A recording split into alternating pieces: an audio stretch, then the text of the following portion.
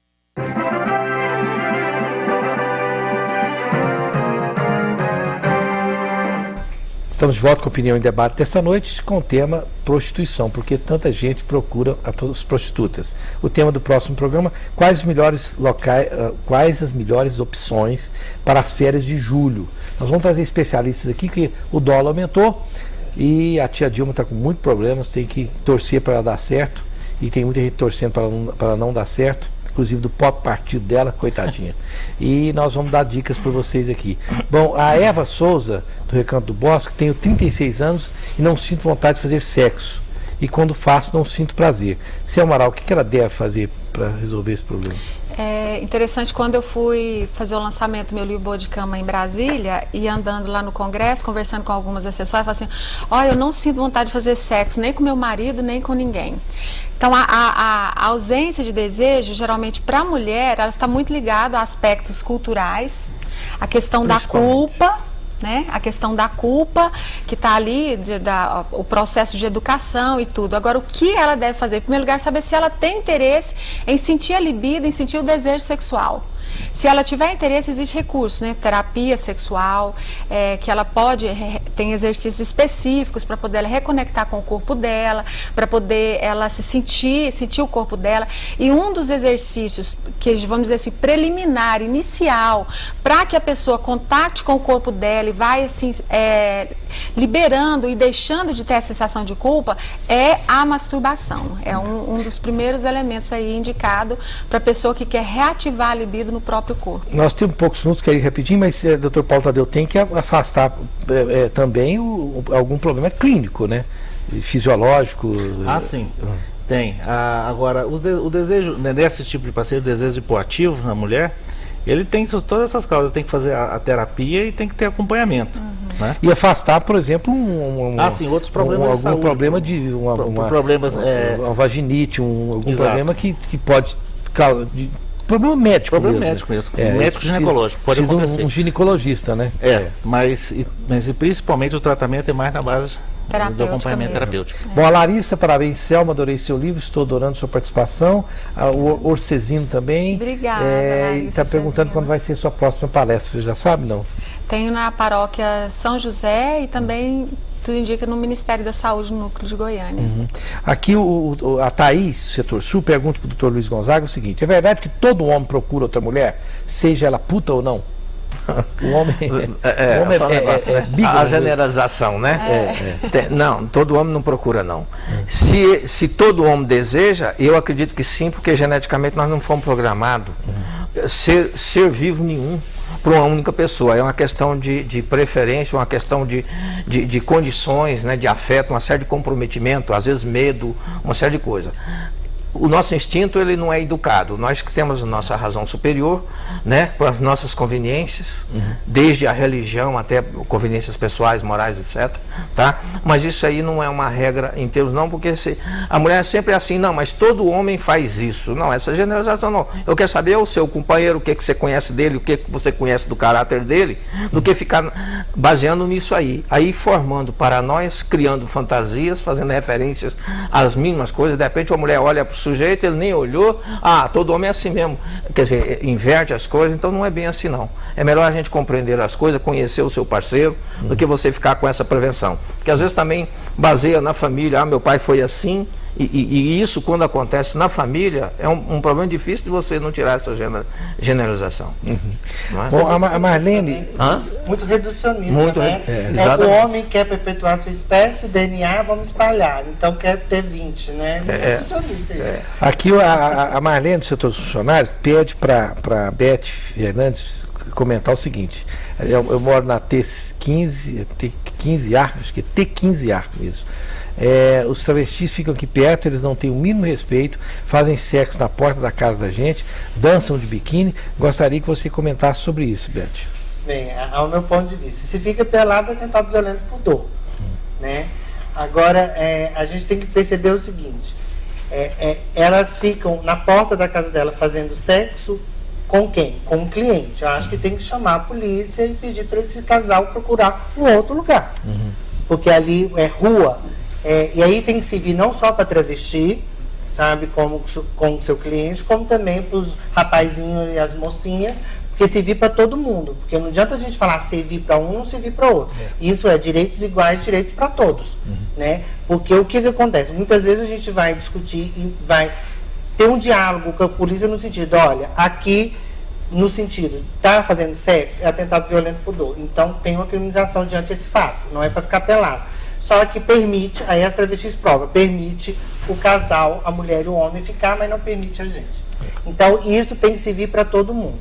Então, assim, isso vai para uma outra demanda, que é a questão da travestilidade, porque se a gente está falando dos estigmas e todo o preconceito que tem sobre prostituta, mulher, imagina quando a gente for discutir isso sobre travesti. Né? Porque a travesti, ela veio sanar com essa história de que a mulher, a prostituição era por mal necessário, o corpo se via para libido, para satisfazer a libido, porque o homem é cheio de impulso, precisava descarregar esses impulsos todos. Então a prostituição da travesti, ela veio exatamente para sanar esse discurso de que a prostituição não é só do gênero feminino, é para todos. Ok. Nós estamos nos nossos minutinhos finais, mas um cidadão ficou bravo demais comigo uma vez, porque isso foi até no rádio. Ele falou, eu preciso tomar uma providência, porque tem 3 anos que eu fico aqui na minha janela vendo as prostitutas transarem num determinado lugar. Aqui eu toda noite vou lá e fico vendo elas há 3 anos. Eu falei, pô, você é voyeur, meu. Você tá gostando, tem 3 anos. Você tá vendo? Na verdade, você tá gostando disso. Tem 3 anos. Toda noite eu vou ver. Falei, pô, 3 anos. Cobrar cachê, É só não ficar vendo, né? Tá gostando. Bom, Só um serviço 30 segundinhos que eu tenho que ser. Nós, lá no HGG, Hospital Geral de Goiânia, nós temos um grupo chamado NOS, Núcleo de Orientação Interdisciplinar em Sexualidade. Público, atende todos os pacientes do estado com problema de sexualidade, tanto masculina quanto feminina. Então, é um serviço público, nós temos psicólogos, ginecologistas, sexólogos, todos fazendo esse atendimento, que é um atendimento público para toda a população goianiense, goiana e goianiense. Ok. Bom, não dá para responder todos os que ligaram aqui. Quero agradecer a Cel Amaral, o Paulo Tadeu Machado, muito obrigado, Obrigada. Paulo, o doutor Luiz Gonzaga, que até já chegou a dizer que ele era sócio desse programa, tanto que ele vinha aqui. Né? Rosenval, só mandar um beijo para a Lucilene. A Beth Fernandes também, já veio aqui várias vezes, né, Beth? E não me paga. Só mandar um beijo para minha cunhada Lucilene, vai dar tudo certo, viu, irmã? Se Deus quiser. Então tá, então um beijão. Bom, as minhas considerações finais são as seguintes. Eu entendo que chegou o momento da sociedade brasileira parar de jogar problemas e soluções para debaixo do tapete. Nós precisamos enfrentar os problemas da nossa sociedade de forma qualificada e honesta. Este assunto da prostituição é um problema que nós ainda não enfrentamos com honestidade. Considerando que nós temos vários, centenas, milhares de clientes que procuram as prostitutas e considerando que nós temos centenas de prostitutas que se utilizam dessa forma para ganhar dinheiro, já está na hora de nós fazermos uma orientação para que essas pessoas paguem imposto, para que elas sejam examinadas por médicos e que isso seja oferecido não de uma forma clandestina, mas de uma forma que o Estado tenha um mínimo de qualificação para este fim, tanto para quem procura quanto para quem se utiliza da prostituição. Vamos pensar nisso de forma qualificada, sem hipocrisia, e forçar os nossos parlamentares a discutir esse assunto com qualificação. Até a próxima quinta-feira, se Deus quiser.